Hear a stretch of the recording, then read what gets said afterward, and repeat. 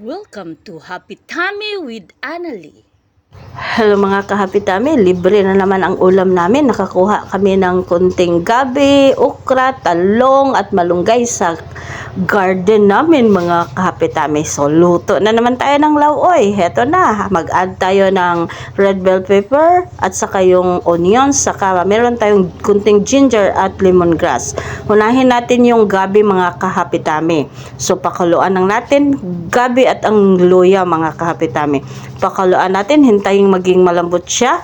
Tapos i-add natin ang mga talong, red bell pepper at onions mga kapitami. Ang pampalasa natin nito mga kapitami, asin lang at konting chik chik chik.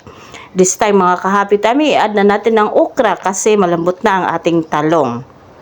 Tapos, syempre, mag-add tayo ng isang latang sardinas, mga kapitami, para mas lalong sasarap ang ating lauoy. I-add na din natin ating lemongrass and finally, ang ating malunggay. After a few minutes, heto na ang ating masarap na presko na gulay na lauoy, mga kapitami. Wow, gutom na, gutom na. Thank you for watching, mga kapitami. Kain na tayo.